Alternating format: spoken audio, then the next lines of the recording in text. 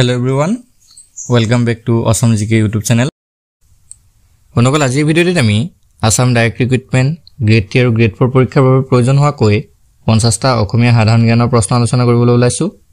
এই প্ৰশ্নসমূহ আপোনালোকৰ আগন্তুক পৰীক্ষাৰ বাবে অতিকৈ সহায়ক হ'ব পাৰে। হে ভিডিওটো হেকলৈকে ভালদৰে চাই থাকক। onokol aji videoৰ first question to হৈছে which of the following sets of 3 ports is on the east coast of India? নিম্নলিখিত কোন তিনটা বন্দৰ ভাৰতবৰ্ষৰ পূব উপকূলত অৱস্থিত? ইয়াৰ অপচন কেইটাৰ ভিতৰত কাৰেক্ট আনসাৰটো অপচন সি পাৰাদ্বীপ, কাকিনন্দা আৰু নাগপট্টিনম। এই তিনিটা বন্দৰ ভাৰতবৰ্ষৰ পূব উপকূলত অৱস্থিত।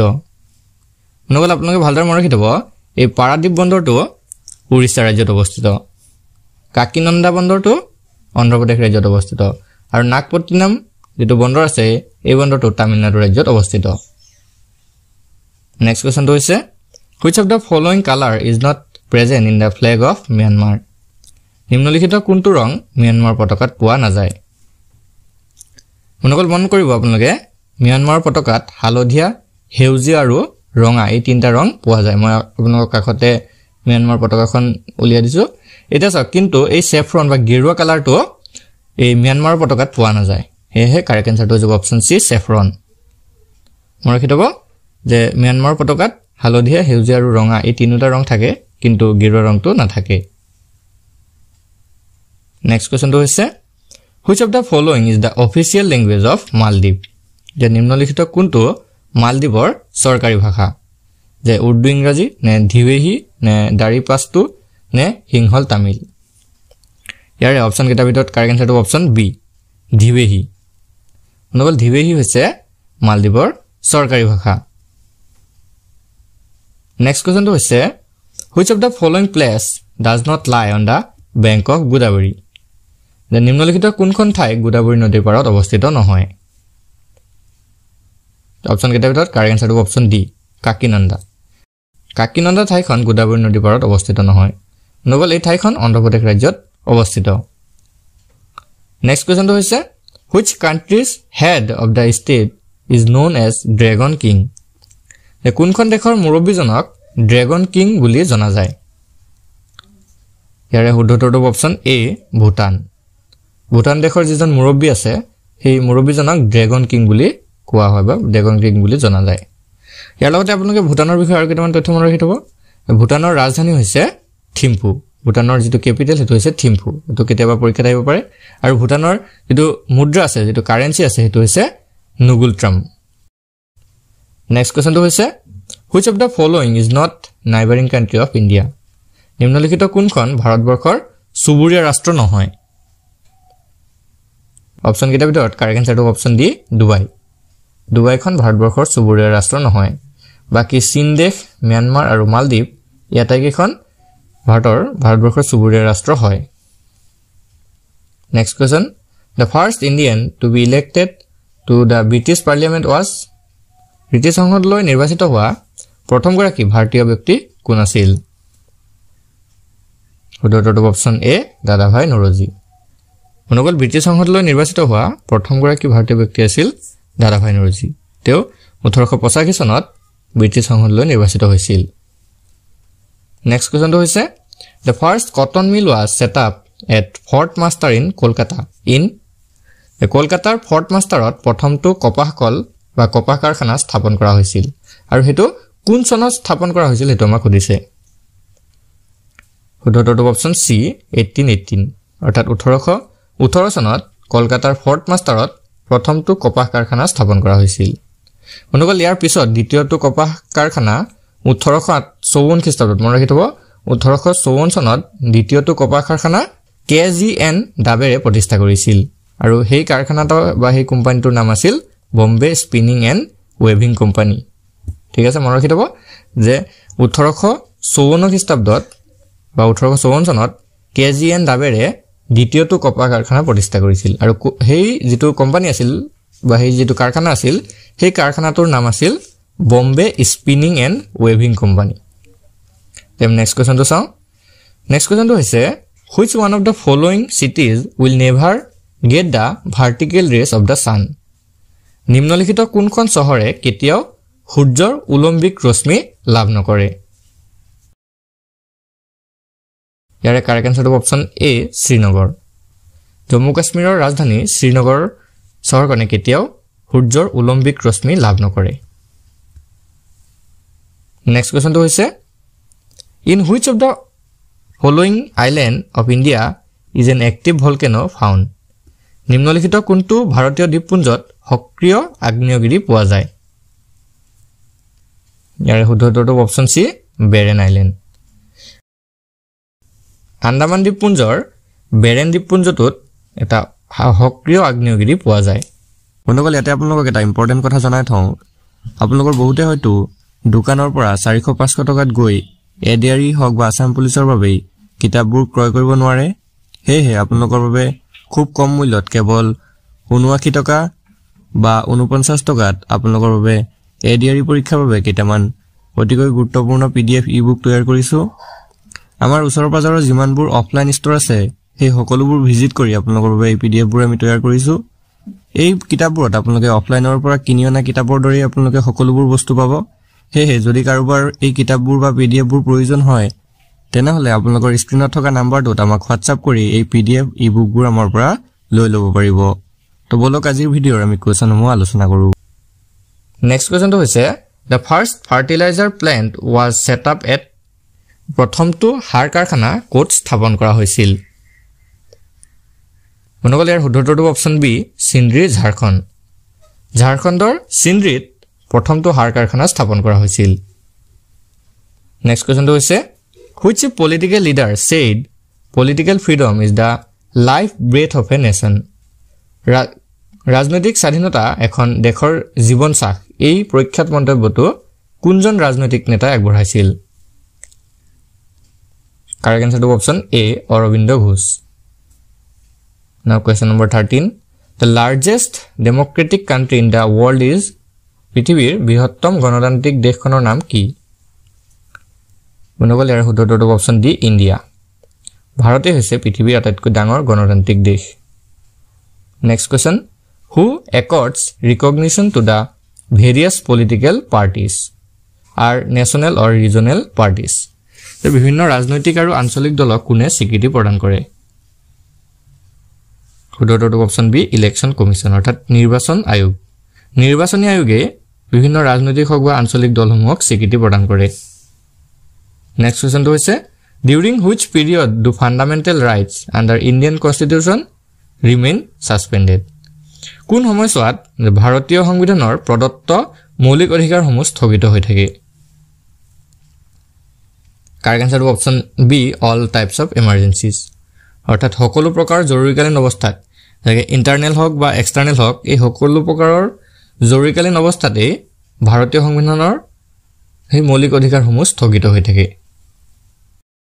নেক্সট কোৱেশ্চন হৈছে which metro city has become the first Wi-Fi enabled city in India কোনখন মেট্ৰো চহৰ ভাৰতৰ প্ৰথমখন Wi-Fi সক্ষম চহৰ হিচাপে পৰিগণিত হৈছে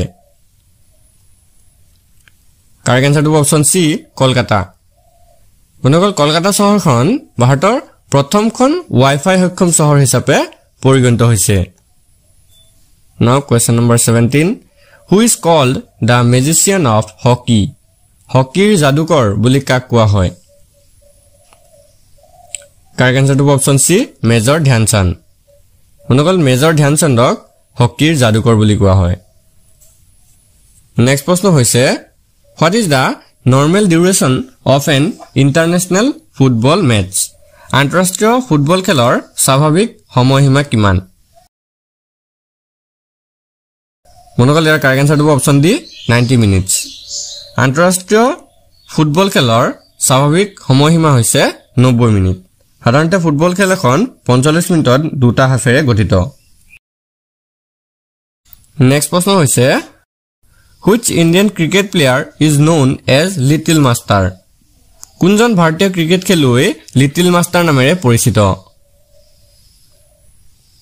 The correct answer is option C Sunil Gavaskar বন্ধুসকল ভাৰতীয় প্ৰাক্তন ক্ৰিকেটাৰ সুনীল গাভাস্কাৰক লিটল মাষ্টাৰ নামেৰে জনা যায় তেওঁৰ সম্পূৰ্ণ নাম আছিল সুনীল মনোহৰ গাভাস্কাৰ তেওঁক সকলোতকৈ শ্ৰেষ্ঠ ওপেনিং বেটসম্যান হিচাপে গণ্য কৰা হয় নেক্সট কোৱেশ্চন হৈছে Euro cup is related to which sport Euro cup কোনটো খেলৰ সৈতে জড়িত মনকল উত্তৰটো option A football Euro cup ট্ৰফিটো ফুটবল খেলৰ সৈতে জড়িত নেক্সট কোৱেশ্চন হৈছে which planet is closest to the sun কোনটো গ্ৰহ সূৰ্যৰ আটাইতকৈ ওচৰত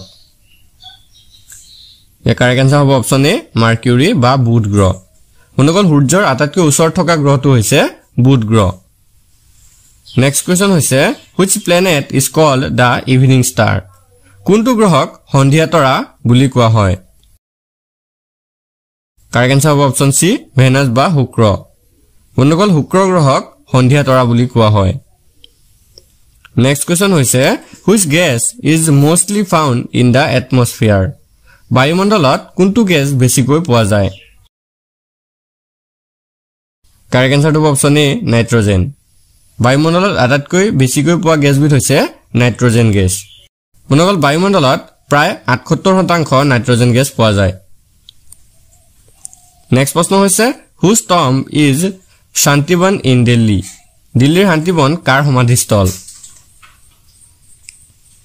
কাৰেক্ট আনসাৰ হ'ব অপচন বি জৱাহৰলাল নেহৰু মনকল দিল্লীৰ শান্তিবন হৈছে জৱাহৰলাল নেহৰুৰ সমাধিস্থল জৱাহৰলাল নেহৰু ভাৰতৰ প্ৰথম প্ৰধানমন্ত্ৰী আছিল আৰু দিল্লীৰ শান্তিবনত তেওঁক সমাধি দিয়া হৈছিল নেক্সট কোৱেশ্চন হৈছে when is international labor day celebrated আন্তঃৰাষ্ট্ৰীয় শ্ৰমিক দিৱস কেতিয়া পালন কৰা হয় মনগল মোস্ট ইম্পৰ্টেন্ট প্ৰশ্ন হয় ইয়াৰ কাৰেক্ট আনসাৰটো অপচন ডি 1 মে 1 মে তাৰিখে আন্তঃৰাষ্ট্ৰীয় শ্ৰমিক দিৱস পালন কৰা হয় নেক্সট প্ৰশ্ন হৈছে Alpana is the main folk art form of which region of India Alpana ভাৰতৰ কোনটো অঞ্চলৰ প্ৰধান লোকশিল্প কাৰেক্ট আনসাৰটো অপচন বি ওয়েস্ট বেংগল আলপনা হৈছে ভাৰতৰ পশ্চিম বংগ ৰাজ্যৰ প্ৰধান লোকশিল্প নেক্সট প্ৰশ্ন হৈছে হু was the originator of ভক্তি মুভমেন্ট ইন বেংগল বংগত ভক্তি আন্দোলনৰ উৎপত্তি কোনে কৰিছিল কাৰেক্ট আনসাৰ হ'ব অপচন বি চৈতন্য বংগত ভক্তি আন্দোলনৰ উৎপত্তি কৰিছিল চৈতন্যদেৱে নেক্সট প্ৰশ্ন হৈছে Kathak is a traditional of which state Kathak কোন ৰাজ্যৰ পৰম্পৰাগত নৃত্য ৰূপ মনগল ইয়াৰ কাৰেক্ট আনসাৰ হ'ব অপচন এ উত্তৰ প্ৰদেশ কথক হৈছে উত্তৰ প্ৰদেশ ৰাজ্যৰ পৰম্পৰাগত লোকনৃত্য নেক্সট কোৱেশ্চন হৈছে bamboo dance is famous in which Indian state ভাৰতৰ কোনটো ৰাজ্যত বেম্বো নৃত্য বিখ্যাত কাৰেক্ট আনসাৰটো অপচন বি মিজোৰাম ভাৰতৰ মিজোৰাম ৰাজ্যত বেম্বো নৃত্যটো বিখ্যাত মনগল এই নৃত্যক অৰ্থাৎ এই বেম্বো নৃত্যক চেৰাও নৃত্য বুলিও কোৱা হয় নেক্সট কোৱেশ্চন হৈছে what is the name of the capital city of Nagaland নাগালেণ্ডৰ ৰাজধানী চহৰখনৰ নাম কি মনগল ইয়াৰ কাৰেক্ট আনসাৰ হ'ব অপচন বি কোহিমা নাগালেণ্ডৰ ৰাজধানীখন হৈছে কোহিমা নেক্সট প্ৰশ্ন হৈছে which of the following is popularly known as Assamese Vyas তলৰ কোনজন ব্যক্তিক অসমীয়া ব্যাস বুলি জনপ্ৰিয়ভাৱে জনা যায় কাৰেক্ট আনসাৰটো অপচন ডি ৰাম সৰস্বতীক অসমীয়া ব্যাস বুলি জনপ্ৰিয়ভাৱে জনা যায় মনগল ৰাম সৰস্বতীয়ে বধকাব্য নামৰ কবিতাটি ৰচনা কৰিছিল নেক্সট কোৱেশ্চন হৈছে The theme song of Assamia Sahitya Sabha was composed by Assam সাহিত্য সভাৰ আদৰণি গীতৰ ৰচনা কোনে কৰিছিল মনগল কাৰেক্ট আনসাৰটো অপচন এ মিত্ৰদেৱ মহন্ত অসম সাহিত্য সভাৰ আদৰণি গীতটো হৈছে চিৰচেনেহী মোৰ ভাষা জননী মনগল এই গীতটি ৰচনা কৰিছিল মিত্ৰদেৱ মহন্তই নেক্সট কোৱেশ্চন হৈছে Assamese women wear fairy tails in their clothes the famous person who said this অসমীয়া হিপিনিয়ে কাপোৰত সপোন ৰচিব পাৰে উক্ত কথাষাৰ কাৰ মনকল এই কথাষাৰ কোনে কৈছিল ইয়াৰ কাৰেক্ট আনসাৰটো অপচন বি মহাত্মা গান্ধী অসমীয়া হিপিনিয়ে কাপোৰত সপোন ৰচিব পাৰে এই কথাষাৰ মহাত্মা গান্ধীয়ে কৈছিল নেক্সট প্ৰশ্ন হৈছে which of the following district of Assam has the maximum percentage of area under forest cover? অসমৰ তলৰ কোনখন জিলাৰ হতকৰা হিচাপে সৰ্বাধিক বনাঞ্চল আছে? কাৰেক্ট আনসাৰটো অপচন সি কাৰ্বি আংলং। অসমৰ কাৰ্বি আংলং জিলাখনত হতকৰা হিচাপত অধিক বনাঞ্চল আছে। নেক্সট প্ৰশ্ন হৈছে in which of the following papers the article Lovely Assam written by Mahatma Gandhi was published? তলৰ কোনখন গৱেষণা পত্ৰত মহাত্মা গান্ধীয়ে লিখা Lovely Assam প্ৰবন্ধটো প্ৰকাশ পাইছিল? ইয়াৰ কাৰেক্ট আনসাৰটো option C Young India. Young India পত্ৰত মহাত্মা গান্ধীয়ে লিখা Lovely Assam প্ৰবন্ধটো প্ৰকাশ পাইছিল। নেক্সট প্ৰশ্ন হৈছে which of is the largest wetland in Assam? অসমৰ আটাইতকৈ ডাঙৰ জলাশয় কোনটো? মনোকল কাৰেক্ট আনসাৰটো অপচন এ সনবিল লেক। অসমৰ আটাইতকৈ ডাঙৰ জলাশয়টো হৈছে সনবিল হ্ৰদ। এই সনবিল হ্ৰদ এছিয়াৰ দ্বিতীয় বৃহত্তম জলাশয় হয়। নেক্সট প্ৰশ্ন হৈছে who was the chief minister of Assam when for the first time president's rule was imposed in independent Assam?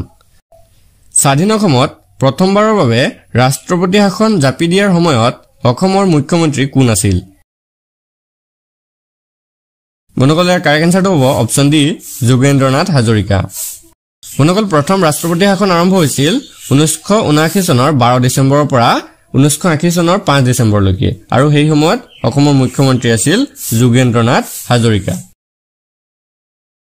Next প্ৰশ্ন হৈছে which of the following text gives a detailed account of the king of Kashmir?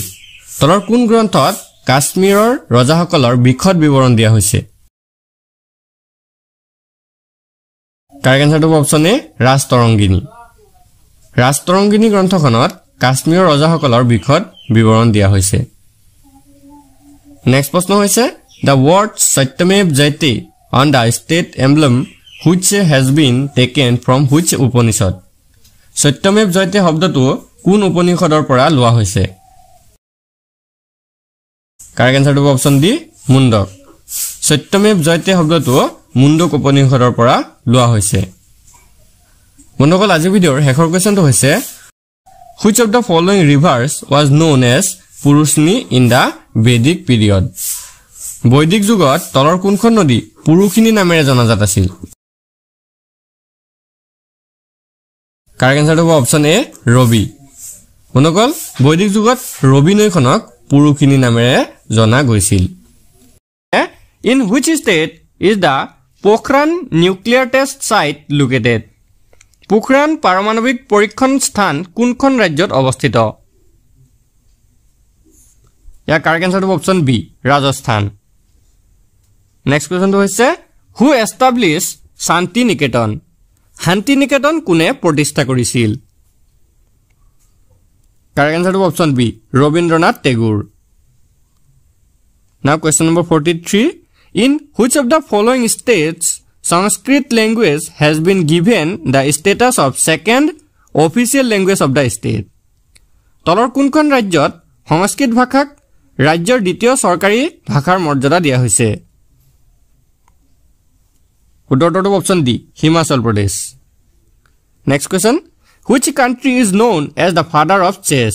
কোনখন দেশ দবাৰ পিতৃ হিচাপে পৰিচিত? Correct আনসাৰটো option B India. Next কোৱেশ্যনটো চাওঁ what is the normal time duration of an international hockey game? আন্তঃৰাষ্ট্ৰীয় হকী খেল এখনৰ স্বাভাৱিক সময়ৰ সময়সীমা কিমান? ইয়াৰে কাৰেক্ট আনসাৰটো option A 60 minute. Next question where is Brabourne stadium situated? Brabourne stadium ক'ত অৱস্থিত? মনোকল ইয়াৰ কাৰেক্ট আনসাৰটো option B Mumbai. Next question Beighton cup is associated with which of the following sports? Beighton cup তলৰ কোনটো খেলৰ লগত বা কোনটো খেলৰ সৈতে জড়িত? উত্তৰটো অপচন বি হকী খেলৰ সৈতে জড়িত। নেক্সট কুৱেশ্যনটো হৈছে what is the name of the autobiography of the famous Indian female athlete P T Usha?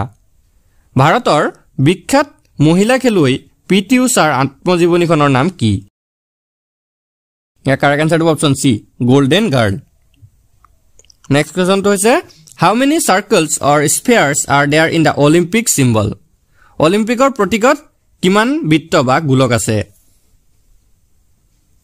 উত্তৰটো অপচন ডি 5 নাও question number 50 where is the headquarters of the board of control for cricket in india located ভাৰতীয় cricket নিয়ন্ত্ৰণ বৰ্ডৰ মুখ্য কাৰ্যালয় ক'ত অৱস্থিত ইয়াৰ উত্তৰটো অপচন বি মুম্বাই অনুকল বিসিসিআইৰ মুখ্য কাৰ্যালয় মুম্বাইত অৱস্থিত আজি ভিডিওটো আপোনালোকৰ বাবে ইনফৰমেটিভ হলে ভিডিওটো এটা লাইক কৰি দিব আৰু এনে ধৰণৰ আগন্তুক যিকোনো পৰীক্ষাৰ বাবে ভিডিও পাবলৈ আমাৰ চেনেলটো সাবস্ক্ৰাইব কৰি কাষত থকা বেল আইকনটো দবাই দিব ধন্যবাদ